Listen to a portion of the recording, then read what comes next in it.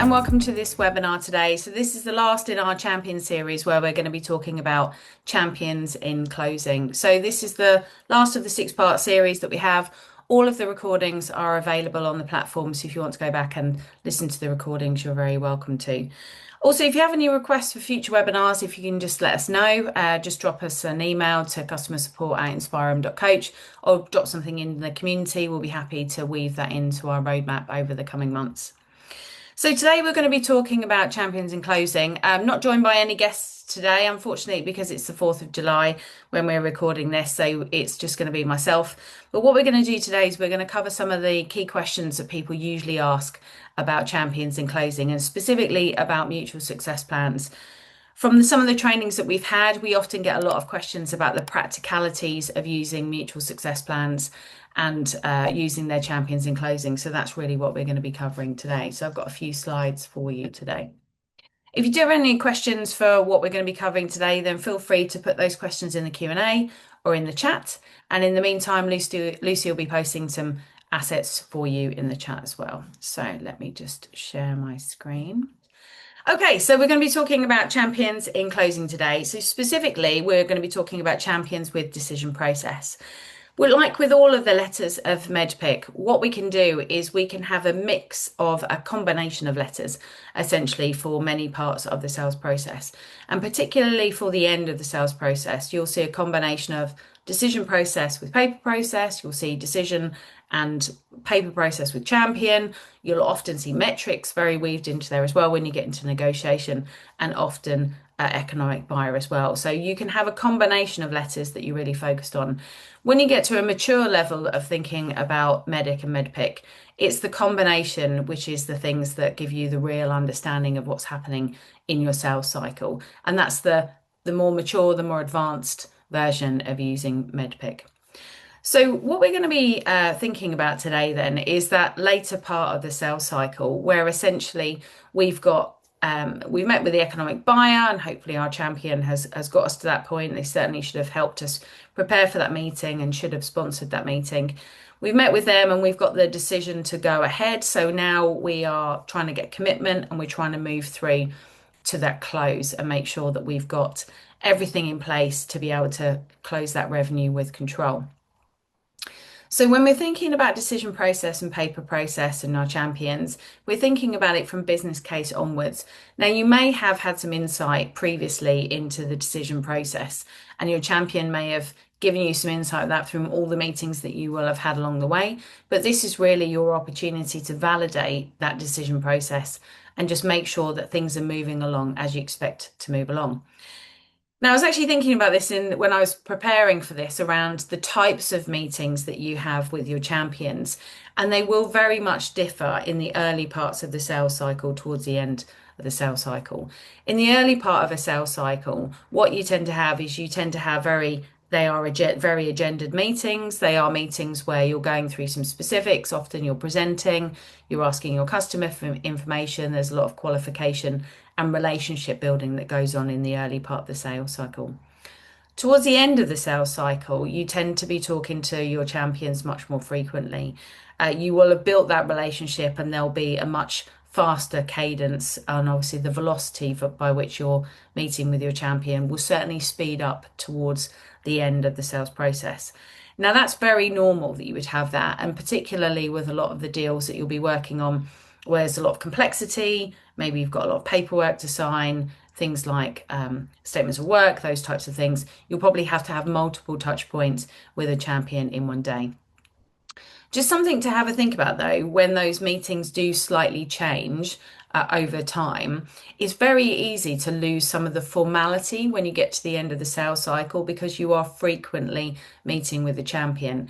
Certainly a best practice that we would recommend is whilst you may be having several informal touches with a champion on a daily or weekly basis, it's definitely worth having a more formal agendaed review of where you are and what's actually expected to happen to get your deal through to closure. And of course, their goal is to make sure that they get live. So if you have that agendaed meeting that's in the diary, it just means that you won't forget anything, but also there still remains to be a formality there. The reason why we suggest that is because having that regular cadence in the diary means that there's less chance that champions will disappear during that process. Now, your champion shouldn't disappear because if they are a champion, they're invested in getting your solution over the line. However, if you've got those regular meetings in the diary, at least then you know what's expected of your champion. So there's less guessing if all of a sudden your champion goes missing for a little while. So just have a think about one of the suggestions that we've had there, just around how your meetings might change, and try and keep the formality of meetings towards the end of the sales cycle. Definitely worth considering. Now, just to the formality point, remember that actually our champions are supposed to be helping us at the end of the decision process with those unwritten rules. Quite often at the end of an enterprise sales process, things are happening really quickly and lots of things are changing. Often our champion is the person that's trying to maneuver things around the organization. So one of the biggest tips that we have about using champion with decision process is making sure that they're anticipating some of the things that could go wrong. A couple of questions that I've seen really great salespeople ask, and certainly something that we've been reminded of over the last few weeks, for example, is who are the people that could say no to this? Where do you think the obstacles are? Where do you think our process might slow down? What are the risks associated with the timeline? If you ask some of those questions, what you'll find is your champion will start to plot with you and start to think about some of those unwritten rules, maybe some of those processes that they can weave around, or perhaps how they mitigate some of that risk.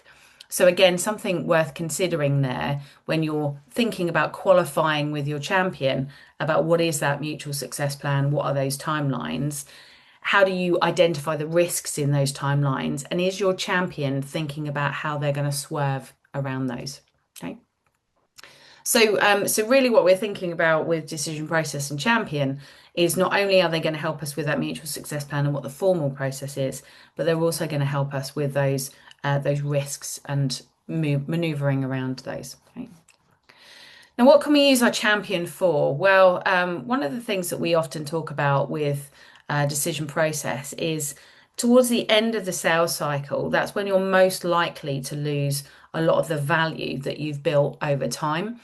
And if we sort of put the analogy together around if you have a castle and in the castle there's all your cash, what are your defense strategies, if you like, to try and keep the cash whole? Well, there are some things that we'd recommend that perhaps you work on with your champion, so there's just less assuming going on to get your deal over the line. I will just ask if you have got any questions today, then please do feel free to put those into the chat and we'll get to those in a second. So the first thing you can ask is, have you been formally awarded preferred supplier? This is something that's very much needed as you enter the procurement process, because often procurement will try to negotiate with you on the basis that there are still multiple suppliers involved in your bid. Now, often with a champion, they will tell you that they're preferred supplier, but at that point, we get so happy at the fact that they've told us that, we forget to ask for any sort of formal confirmation that we are the preferred supplier. So it's something worth asking your champion, could we have formal confirmation of preferred supplier status, or how do we go and get that? Now that might be something that the economic buyer would need to provide to you. And this, we're not asking for a letter of intent here. We're not asking for any contracting. We're just asking for confirmation that you are the preferred supplier. So something worth thinking about. Again, quite often what happens at the end of the sales cycle is the formality disappears because you've become very familiar with the champion. We need to make sure that we're getting some of that formality back, just so we've got forecast accuracy. The second point is around the economic buyer. So yes, like I just mentioned, around preferred supplier, that's very important. But actually you going to meet with the economic buyer, or perhaps your manager's going to meet with the economic buyer, very important to go and do that. Because in most cultures, I would say that if you sit in front of an economic buyer and you say to them, are we working towards the same goal here? Are you planning to go live by the 1st of January? Are we working back a plan from that? And they say yes, then you know you're in a situation where you can get your deal closed. Obviously, you will have qualified that economic buyer and you'll need to qualify what needs to get done, but it's important that you've had that really important step. Now, your champion should be helping you do that, and they should be providing a regular dialogue back to the economic buyer as well. And then from the economic buyer, making sure that your business case has been agreed. That's another thing that often we take for granted. Economic buyer will turn around and say, yes, we're absolutely going to get this deal done. Your champion says we're moving through into procurement stages.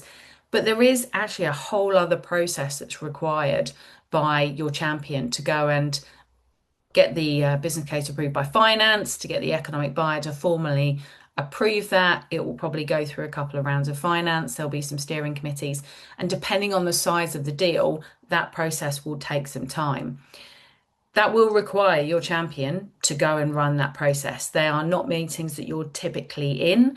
Most of those meetings will be done behind closed doors, and your champion will need help with that. Again, it's just worth making sure that you've got those regular check-ins with your champion to make sure that you're progressing as you expect to progress, if they need any help with that, but also that they're involved in those meetings as well, because again, that's a test of a champion. Another validation point that you can have with your champion is around the proof of value, and again, getting some formal recognition of the fact that the proof of value has been established.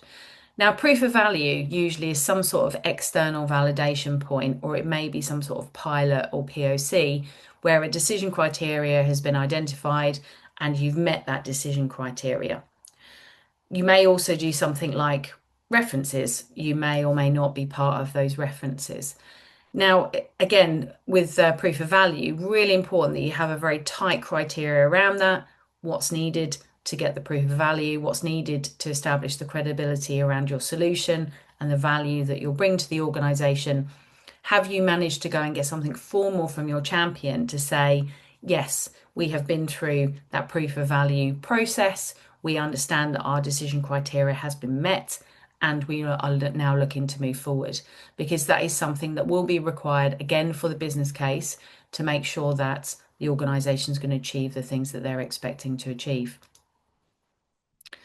And then your champion's going to be helping you with all of these meetings. They're going to be doing the preparation with you. They're also going to be in attendance as well. We very much need our champion to hear what's going on, to be helping us navigate that process. But also we need that because there are going to be so many meetings that we're not going to be party to. And certainly at the end of the sales cycle, the pendulum does swing in that direction. It does mean that towards the end of the sales cycle, there's more meetings that are company confidential that we just won't be part of. In the early part of the sales cycle, we tend to be in more of those meetings in terms of a percentage. So we will need our champion to be attending all of those key meetings, trying to formalize that process as much as possible. We want a casual relationship with our champion because we want a friendly relationship, but we want to make sure that also that we're getting some of those formal approval points. So one of the questions we often get asked in the training is around mutual success plans. The use of mutual success plans and how you can actually build those out. Now, we've just talked about some of those key milestones that you might have within your mutual success plan. But often, if you were to detail out everything that an organisation would need to do to get something done, it's hugely overwhelming for the champion to look at that great big long list. And they might decide, frankly, that they've got something else that they'd like to do. So we don't recommend that you'd take a big mutual success plan, you write that out fully, scope that out in one meeting, and then send that through to your champion. You're going to build that over time with some of those key milestones that I just mentioned on the previous slide. You're going to make sure that those are built in. So you're sort of essentially going through the sections. You're getting your formal business approval, you're getting your technical approval, you're getting your proof of value approval, the business case is approved, you've met with the economic buyer, they've sanctioned it, and so on. You move through those steps. So again, just making sure you're sort of chunking up the areas as you go through. But we get asked the question about how you actually start to scope this out. And again, this is going to be a number of meetings. It's not going to be just one meeting that you'll have. So there is a whole bunch of different types of meetings that you might have. And I'll just run through these because all of these will contribute towards that mutual success plan. And it's important to document this as much as possible, because if you want to go back and sell to that customer again, then you will have 80–90% of the close plan already established. So here are some ideas of how you can go and have a meeting with your customer and scope out more of that mutual success plan. So first of all, in the economic buyer prep, understanding what's going into that meeting is important because you need to know what the economic buyer is going to need to come out of that meeting with, and also what are the follow-on processes. You then get into the economic buyer meeting and you have an opportunity to validate that, validate the champion, validate the economic buyer, but also validate the decision process in that as well. You might then have a couple of extended team meetings that are required. A professional services scoping meeting, maybe when you do a statement of work, maybe you go through some of the legalities of the terms. That's often something that's quite useful to do because you can, even though often professional services teams are involved in that, if you go in as an AE and you top and tail that meeting, you can certainly talk to some of the points around where are we in the process? What do you need to see? Where's the approval for this going to go from here? Because terms and statements of work still have to go through an approval process from an enterprise perspective as well. So again, those types of meetings, while they might seem quite legal, quite technical, they're very key to really scope out what that decision process is. Customer success is a really great way to have yet another meeting with your customer on the road to close because you can talk about how you're going to get them live, how you're going to drive the outcomes. That's really what we're talking about with customer success meetings. They're a really great way to talk about customer success governance, go live governance, operational governance, because often within that you can talk about getting your senior execs in with the senior execs on their side, again, the economic buyer, talk about the success that you're going to have, the quick wins, etc. It's usually a really great excuse to get back into the customer, go and meet with the same people again, do some further validation of where you are. It also gives you a view of appetite as well, because if you're talking about go live, you're talking about operationalizing your solution, that will tell you whether or not the customer's thinking, yeah, actually, I need to get ahead of this because we are going to get this deal closed. Other meetings that you'll have along the way, which would be useful, so things like the IT security meetings, they're usually people that understand what the process is to get a new solution approved. So if you go through any sort of DPA reviews, those types of things, often they know who the procurement and the legal people are, so you can get some additional information there. And the same with procurement and legal. Obviously, they're going through this stuff all the time. They understand what their internal processes are to get something done. They know how to sort of move through that process. Again, it's just yet another validation point. And you may have several of those meetings as you're agreeing terms, you're agreeing financials, and then you're moving forward.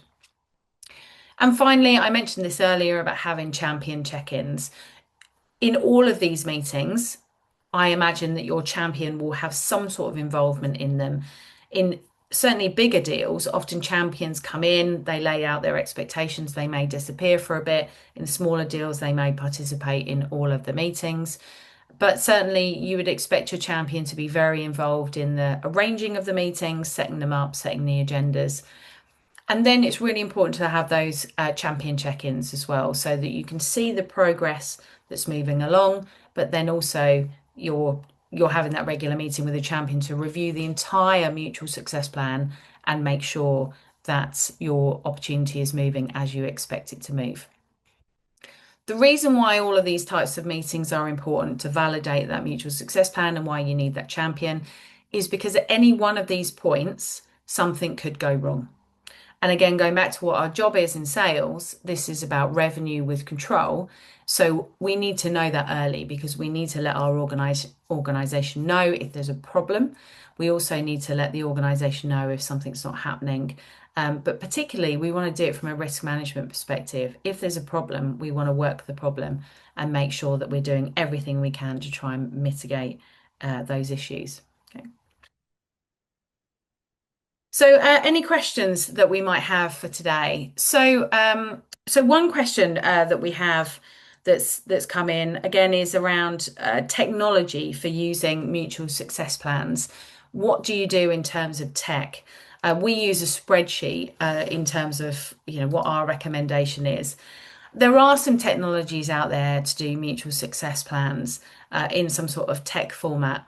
Our preference actually is a spreadsheet, if you can use that, unless you've got one of the higher end technical tools. The reason for that is because a spreadsheet's quite easy for you to cut out the actions, the ones that are really pertinent to the point of the sales cycle that you're in today. So you don't have to send the whole thing over to the customer. You can just send the actions that are most relevant, that are most urgent, that need to be done, and they're easy to change. If you do have SharePoint or you have Google Docs and you can share that with the customer as well, there can be some ownership around updating that mutual success plan, which would be really useful. So that's certainly something to think about on the technology side of things. Okay, so that's something for you to consider. The other question that we have quite often is around the paper process, about how involved do you expect the champion to get on the paper process side of things. To my earlier point about some of those meetings that you have at the later part of the sales cycle, I'd expect your champion to be very involved in that. You don't see champions walk away from those very commercial conversations around things like price, around what the customer's purchasing, around those terms, things like the statement of work, etc. Your customer is very interested in that, and particularly champions are very interested in that. The reason for that is because the outcome is very dependent on what they purchase, how they purchase it, and how it's implemented. So very, very important as a test for your champion that they are involved in those meetings. Now, I did mention in a very fleeting comment earlier that sometimes the champion will come and top and tail those meetings, disappear for a bit and come back. Sometimes that happens, particularly on the larger deals where you're dealing with very senior people. But it doesn't mean to say they're any less interested in the outcome. And they certainly want to know where there are challenges. There are some champions that I've worked with in the past, particularly around legal negotiations, and when things have gone quite badly or the negotiations getting quite tough, the champion is very much up to date and they make sure that they step in and deal with any issues to get their deal over the line. Because again, they've got something to gain, right? They know how to get stuff done. They've got track record for change, but also they've got something to gain and they want to make sure that their deal is getting over the line because they want to make sure that they've got the outcome that they're looking for. So just make sure, just on, your champion involvement, try and encourage your champion to be involved. But I would say as a test of a champion is they should know that they should be involved. Okay. So any more questions before we finish up today? Okay. So just a couple of other points from me then, just while we sort of finish up this series. So this is the last in the Champion series, so Champion in closing. So thanks very much for participating in the series this time round. If you have got any questions on Champion or any requests, then please do come back to us and let us know. The next series we'll be running will be the decision process series, which starts on the 12th of September. So very much looking at closing out the last 2 quarters strong. We'll be recapping on decision process, how it plays with paper process, and then running through some of the key parts of decision process until the end of the year. If you do have any requests for decision process, or even if you'd like to participate in the webinars that we'll be running at the end of the year, then please do let us know. We're always interested in having new guests on the webinar and talking with us about how they apply decision process. We'll be bringing out some new assets that come out with the decision process series as well, and there will be a bit of a refresh of some of the content that we've previously provided, which will be coming out while we take a bit of a break over the summer. And finally, one final point from us from the webinar today is we've got a whole roadmap of new things that are coming out at the moment, as some of these we've already delivered, but it's worth having a look at what's coming out in Q3, Q4, where we've got some pipeline blitz day guides that are coming out. We've also got some all chart templates, value pyramid templates and content that's coming. And we'll also be doing a discovery sales stage series, which will be coming out later on early next year. That will be our webinar series for next year. Okay. Well, so thanks very much for joining the webinar today. And if you have any questions, come back to us. Have a great summer and we'll see you in September.